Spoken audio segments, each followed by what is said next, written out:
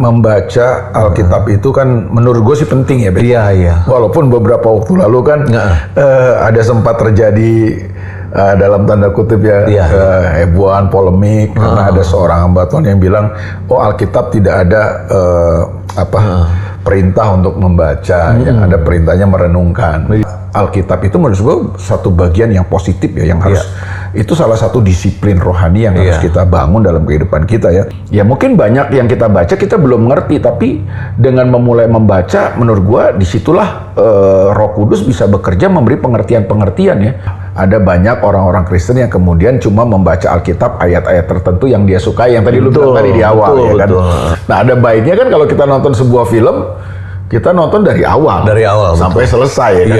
Supaya kita bisa ngomong, walaupun ini dia berantem begini-gini, dia digebukin begini-begini, itu alur ceritanya begini ya kan, itu lebih bagus ya menurut gue sih. Sama membaca Alkitab juga gitu, harusnya kita membaca dari Kejadian sampai Wahyu, kemudian kita menemukan benang merahnya.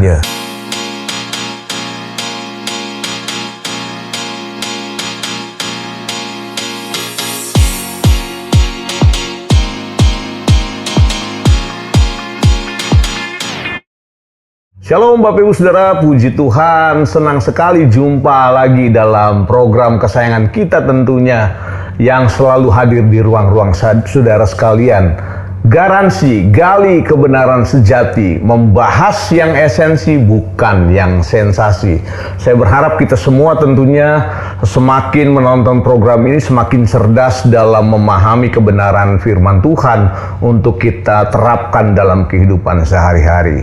Nah tentunya hari ini kita masih ditemani oleh seorang hamba Tuhan yang selalu setia di program ini, the one and only Pastor Elia Duta Makarawung. Apa kabar Kyle?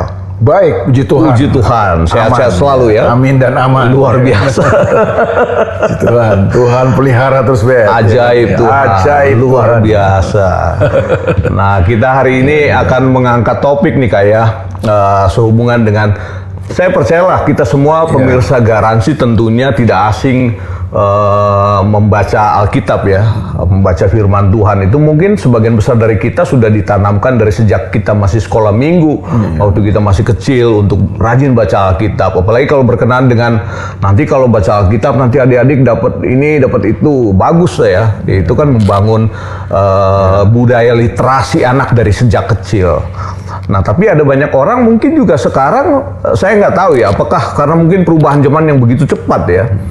Ada orang-orang tertentu mungkin ya yang gua amati ya, nggak semua sih, artinya mereka hanya membaca bagian-bagian tertentu dari Alkitab aja nih. Misalkan kalau Alkitab bicaranya terlalu keras, aduh kayaknya ayat ini jangan untuk gue deh, yang menghibur, bagaimana yang Tuhan mau memulihkan, menolong, itu jadi kesukaan kita kan, ketimbang kita misalnya ada ayat yang datang celakalah kayak gitu kan gitu. Padahal kan sebenarnya nanti mungkin kalian bisa jelaskan ya, sebaiknya bagaimana sih membaca Alkitab yang benar itu, supaya kita tuh artinya baca bukan cuma sekedar baca jadi cerita ya kan, tapi baca terus kemudian simpan dalam hati, terus kemudian kita terapin dalam keseharian hidup kita. Silakan kayak. Ya, membaca Alkitab itu kan menurut gue sih penting ya, Ben. Iya. Walaupun beberapa waktu lalu kan ada sempat terjadi dalam tanda kutip ya hebohan, polemik karena ada seorang hamba Tuhan yang bilang, oh Alkitab tidak ada perintah untuk membaca, yang ada perintahnya merenungkan. Tapi kan beberapa catatan di Alkitab kan secara implisit ya, di situ ya ada perintah ya, walaupun tidak eksplisit, tapi ada arti secara implisit ya di dalam Alkitab kita ini untuk membaca firman ya. Membaca Alkitab lah yang kita yakini adalah firman Tuhan ya. Bahwa merenungkan itu penting juga ya kan, tapi menurut saya membaca adalah bagian dari merenungkan sebenarnya. Kan Yesus berkata waktu dia dicobai oleh iblis kan ada tertulis. Banyak kali kan Yesus berkata ada tertulis dalam kitab suci, ada tertulis. Berarti kan kalau ada tertulis berarti dia baca. Bagaimana mungkin dia bilang ada tertulis kalau dia nggak pernah baca ya kan gitu.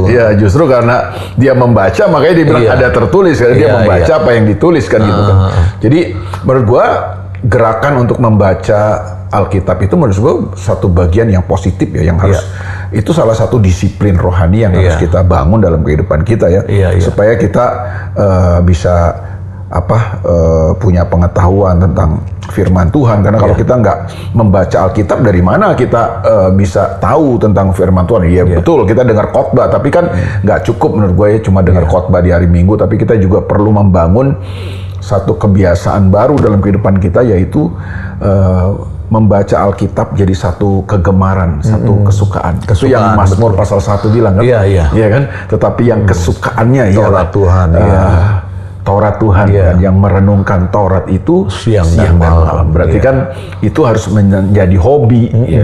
Kalau lu punya hobi main pedal, punya hobi lu main game online, lu punya hobi main sepak bola, basket. Ya lu harus tambahin dong sebagai orang percaya, lu harus tambahin hobi. Satu lagi hobi dalam hidup itu, lu kegemaran, kesukaan, yaitu membaca Alkitab. Jadi itu harus dibangun memang. Menurut gue sih itu penting ya. Ya supaya kita nggak jadi orang Kristen yang gampang dibodohi kan. Dengan kita membaca Alkitab, ya mungkin banyak yang kita baca kita belum ngerti, tapi dengan memulai membaca, menurut gua disitulah Roh Kudus bisa bekerja memberi pengertian-pengertian ya. Pada waktunya ya. Apa yang kita baca nanti Roh Kudus yang bisa menolong kita untuk memberikan pengertian sih. Jadi inti yang gua mau sampaikan adalah membaca Alkitab itu penting. Itu satu bagian yang penting dalam kekristenan ya. Nah, sekarang pertanyaan lagi nih Kak ya, terkait dengan membaca Alkitab. Katakanlah buat kita yang mungkin sudah lahir dari keluarga Kristen ya, kita sudah tahu kisah-kisahnya. Sebelum kita baca pun mungkin orang tua kita, entah mungkin kita dari kecil sudah dibawa ke sekolah minggu. Kan ada guru sekolah minggu nih, bercerita ya kan, anak-anak kan nggak langsung baca kan, dengar cerita gini, baru imajinasinya bermain. Nah sekarang pertanyaan gini, gimana dengan anak-anak Tuhan yang baru saja bertobat gitu? Kan kadang gini, mau mulai dari mana ya? Alkitab tebal lagi 66 kitab ya kan, mau dari perjanjian lama apa perjanjian baru? Ya kan gitu kan. Kan biasanya kalau kita beli buku mulai dari depan kan, nggak mungkin dari tengah atau dari belakang kan gitu. Nah, menurut Kal gimana? Sebenarnya sih menurut gue sih ya tidak ada sebuah aturan khusus, aturan yang baku ya, perintah bahwa kita harus membaca Alkitab dari awal sampai selesai berurutan gitu kan. Itu sebenarnya untuk membangun disiplin aja dalam kehidupan kita ya, kesukaan untuk membaca Alkitab itu yang tadi kita sudah singgungkan itu penting. Bahwa kita membaca Alkitab itu menjadi sesuatu yang sesuai dengan pertumbuhan kita, iya juga sih. Tapi kalau boleh gua saran, ayolah cintai Alkitab, firman Tuhan, baca, renungkan itu firman Tuhan, karena itu baik ya buat kehidupan kita ya.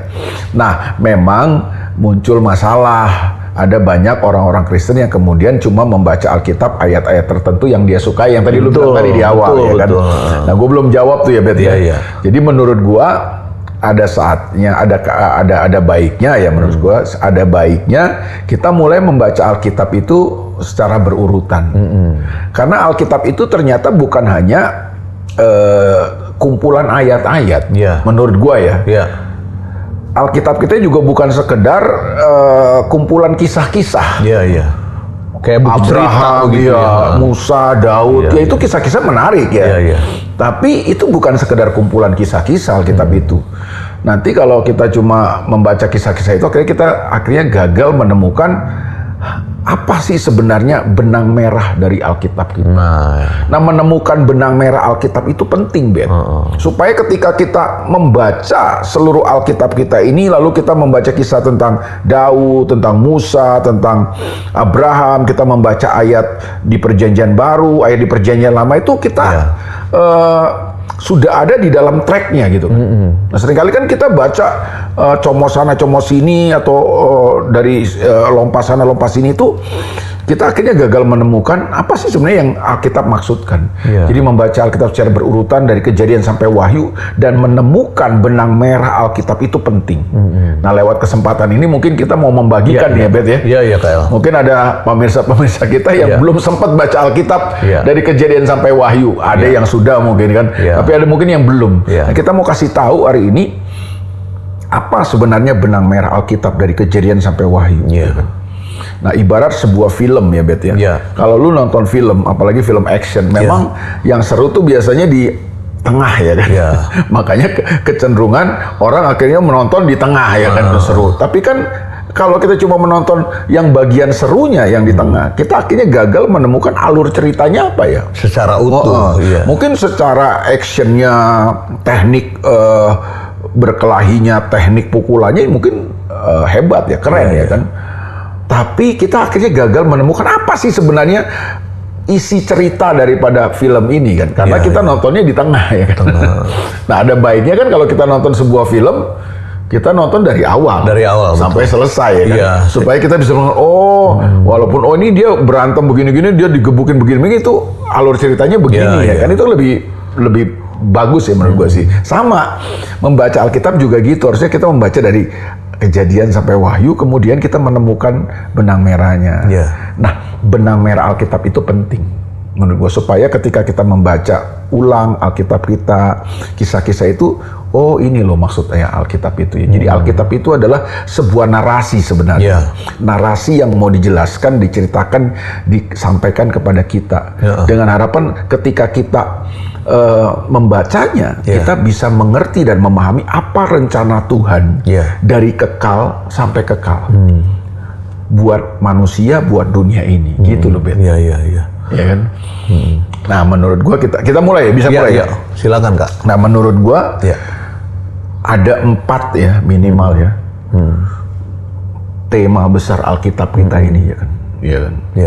Kalau dia menjadi sebuah narasi, atau kalau kita membaca Alkitab dari Kejadian sampai Wahyu itu secara naratif, maka ada 3 pokok ya, 3 tema besar, 3 pokok besar yang mau disampaikan Alkitab. Yang pertama adalah Tuhan menciptakan segala sesuatu. Jadi ada penciptaan. Jadi itu tema yang pertama ya. Penciptaan. Ya, artinya bahwa langit dan bumi ada ini karena diciptakan. Manusia ada karena diciptakan. Jadi Tuhan menciptakan. Jadi bukan terjadi dengan sendirinya. Jadi langit dan dunia ini ada, bumi ini ada bukan karena tabrakan-tabrakan molekul segala macam di alam semesta ini, enggak. Sekaligus alam semesta ada yang menciptakannya. Nah, siapa yang menciptakannya? Tuhan yang menciptakan. Makanya Kejadian pasal 1 ayat 1 dimulai dengan pada mulanya Allah menciptakan langit dan bumi. Jadi ada yang menciptakan, nggak terjadi dengan sendirinya. Termasuk tumbuhan, hewan, apalah segala macam, matahari, bulan, bintang, itu tidak terjadi dengan sendiri. Ada yang menciptakan.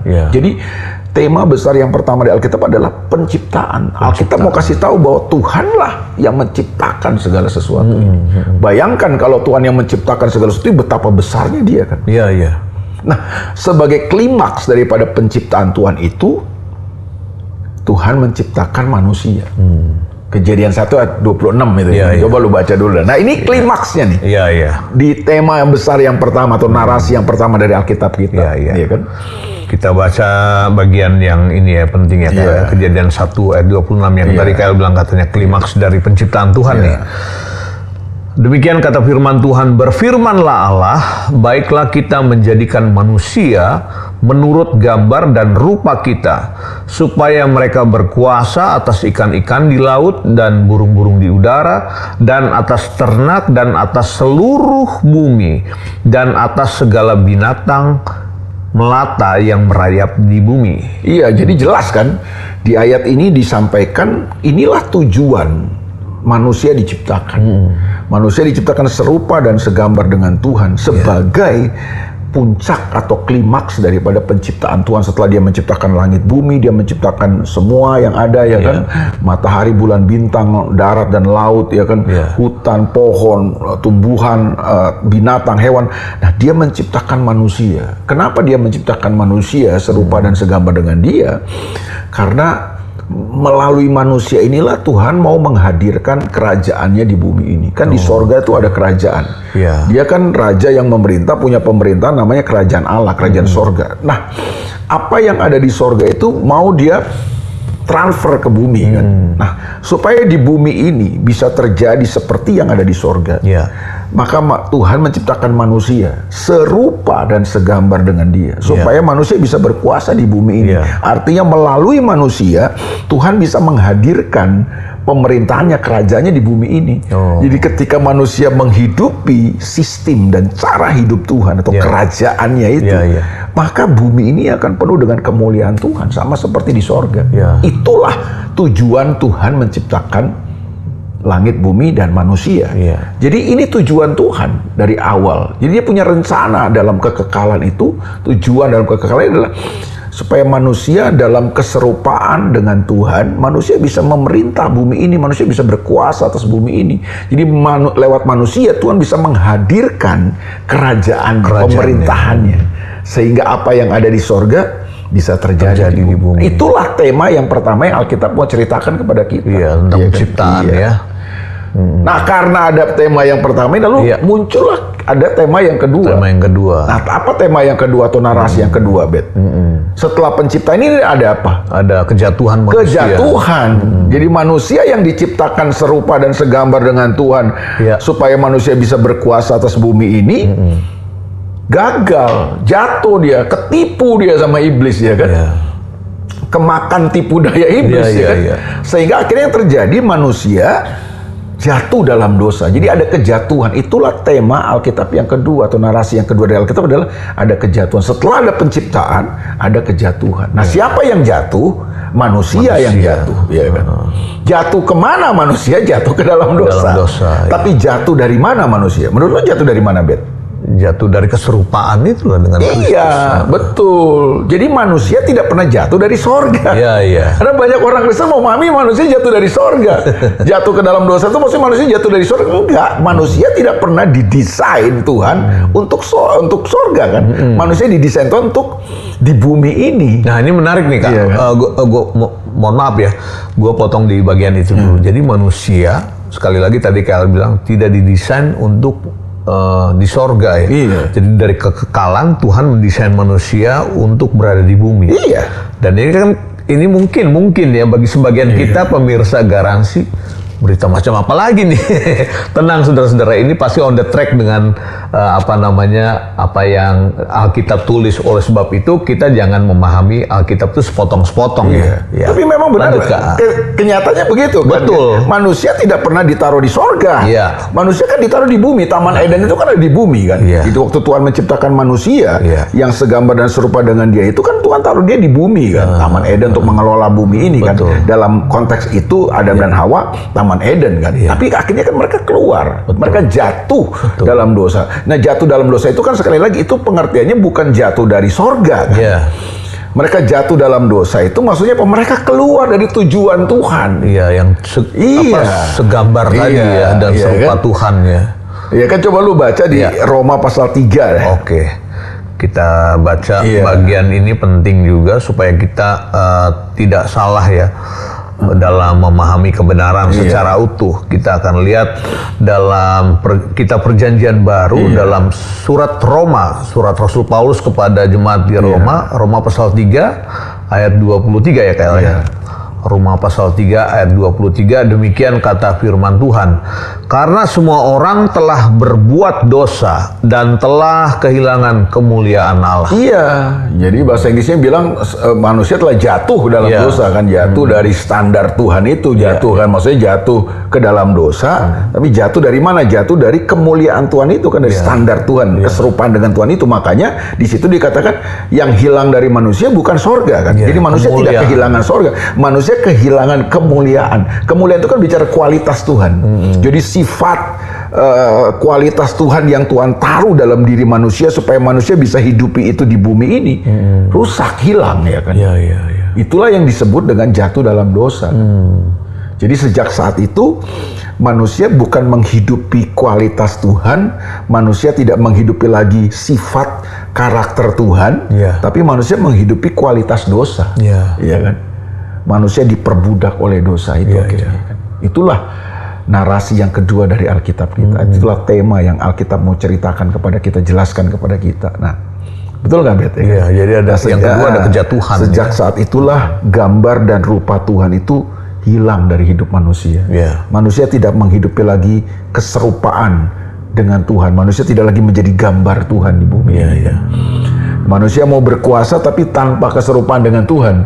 Makanya rusak semuanya kan. Jadi manusia saling menguasai secara ini kan, saling membunuh, saling menindas dan lain sebagainya. Kenapa? Manusia punya hasrat berkuasanya masih ada, pengen berkuasa tapi nggak ada gambar dan rupa Tuhan lagi, nggak ada kualitas kemuliaan Tuhan lagi situ. Akibat jatuh dalam dosa itu, manusia akhirnya berkuasanya manusia jadi rusak, jadi jahat ya kan, jadi diktator, mau menang sendiri, egois ya kan, daripada mengasihi manusia lebih mudah membenci sesamanya ya kan. Dan eksesnya kita masih rasa lah sampai hari ini makanya manusia selalu dalam dosa ya begitu hidupnya kan, selalu mau menang sendiri, egois, mementingkan diri, tamak, serakah, mementingkan diri dan sebagainya kan. Nah, setelah ada kejatuhan, pertanyaan gue adalah, apakah Tuhan mengganti tujuan dan rencananya buat manusia? Enggak kan? Enggak, tetap. Tuhan tidak pernah mengganti tujuannya waktu manusia gagal, ya kan? Manusia keluar dari tujuan Tuhan, tapi Tuhan nggak pernah ganti tujuannya. Betul. Yang Tuhan lakukan ketika manusia jatuh dalam dosa adalah Tuhan menebus manusia. Makanya itulah topik yang ketiga dari Alkitab. Narasi yang ketiga nih.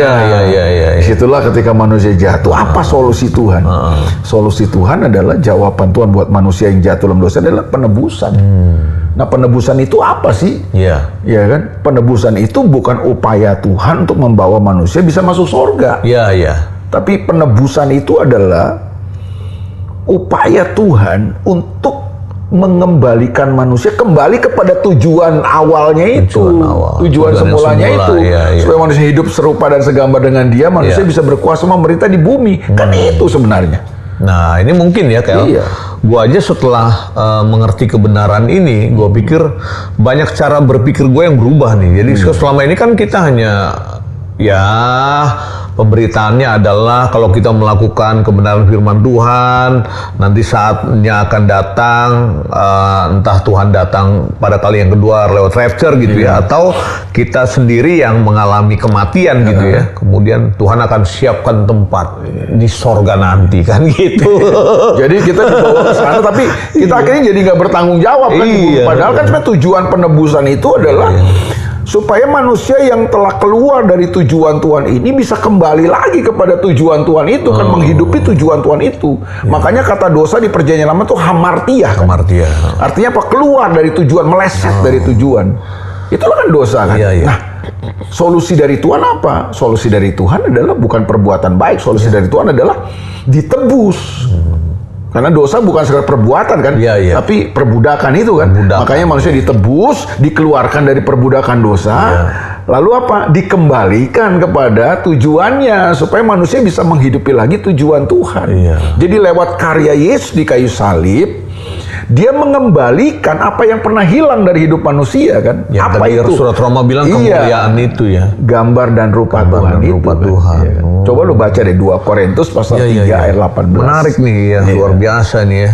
Kita akan baca lagi kebenaran yang disodorkan atau ditulis oleh Rasul Paulus dalam 2 Korintus 3 ayat mulai ayat 16 lebih bagus lah.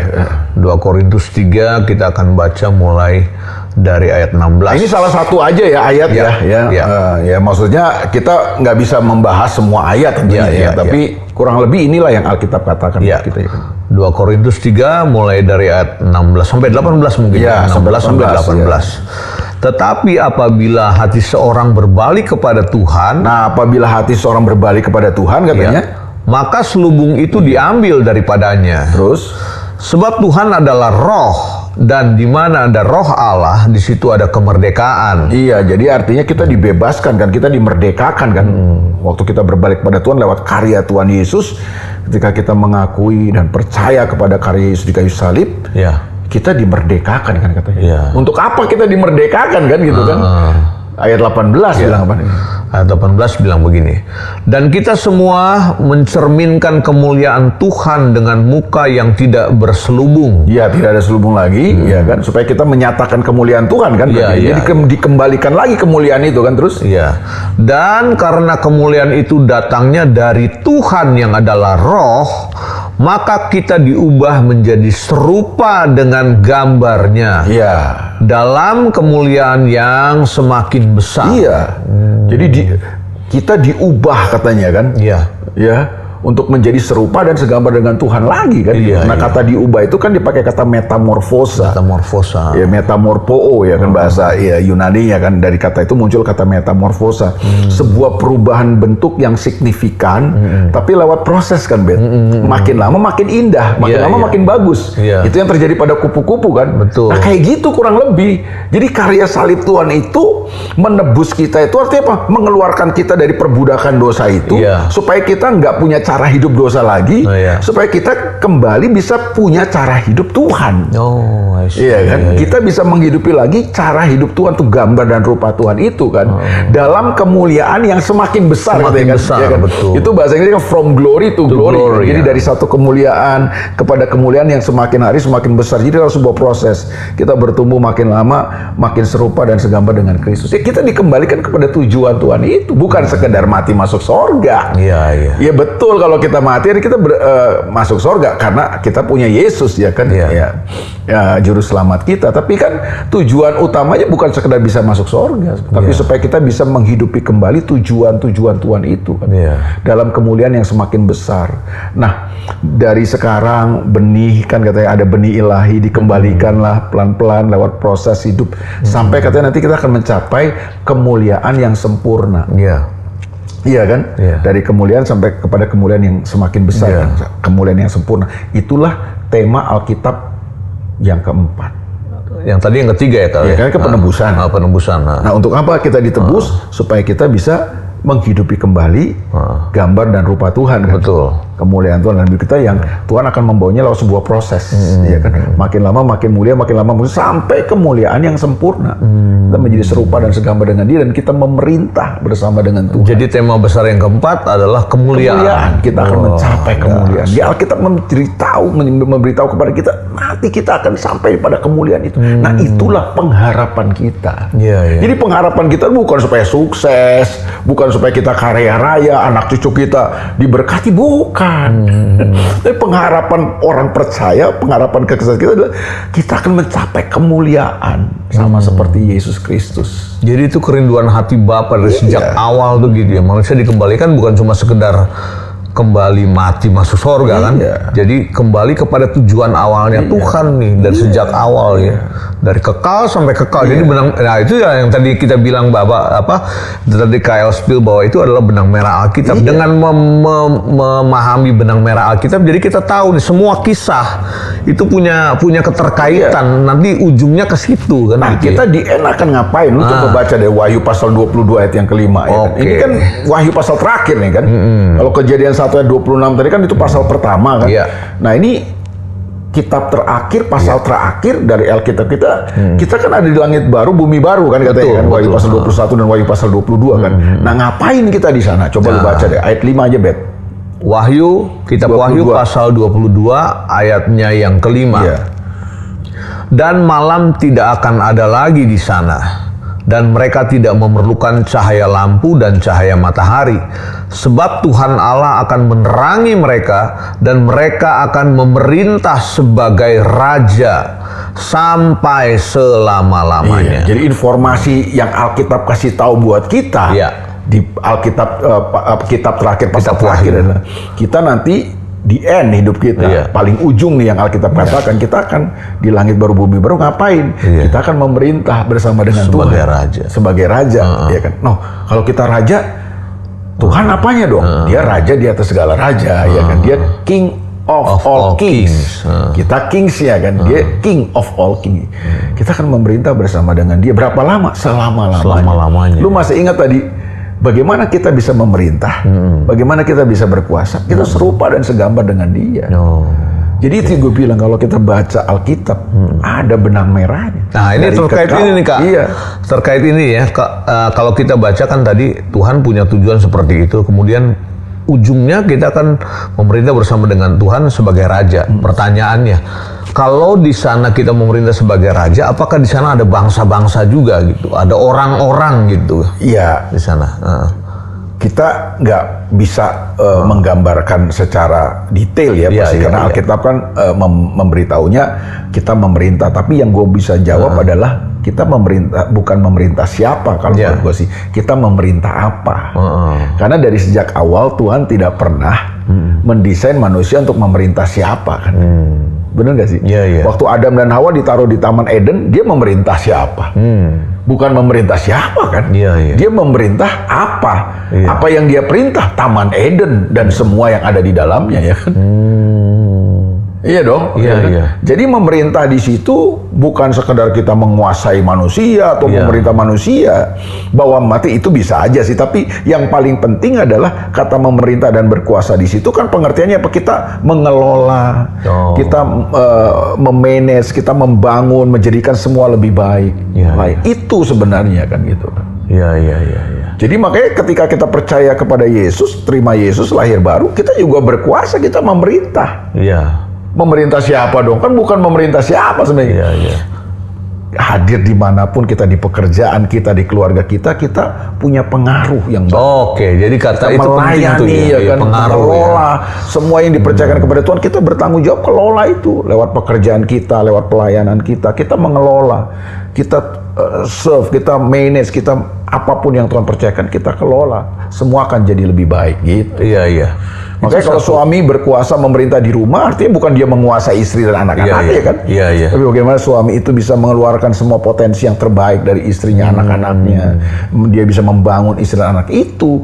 Istri memerintah di rumah kan bukan menguasai suami kan? Jadi maksudnya apa? Istri itu kemudian bisa membangun suaminya, membangun anak-anaknya, mengelola semuanya sehingga potensi-potensi terbaik dari suami dan anaknya bisa keluar. Itu kan sebenarnya kan. Jadi ayat yang tadi yang kita baca nih jangan dipahami secara sempit ya. Pengertian memerintah untuk jadi raja. Jadi jangan-jangan kita memerintah dan berkuasanya kita tuh kadang-kadang udah rusak karena dosa itu. Kita mau menguasai siapa nih? Jadi kan kadang-kadang juga imajinasi. Jadi kita berpikirnya kalau di dunia ini ada gubernur, ada camat, ada Pak RT, juga di sana surga ada nih pemerintahan-pemerintahan gitu, model begitu mungkin. Kita kan nggak pernah tahu. Kita kan nggak tahu ya. Tapi artinya yang paling penting adalah ya pertanyaan kita kembali, waktu Adam dan Hawa diperintahkan oleh Tuhan untuk berkuasa, memerintah di bumi ini, apa yang dia perintah? Ya Taman Eden kan gitu. Bukan manusia yang perintah sama dia kan.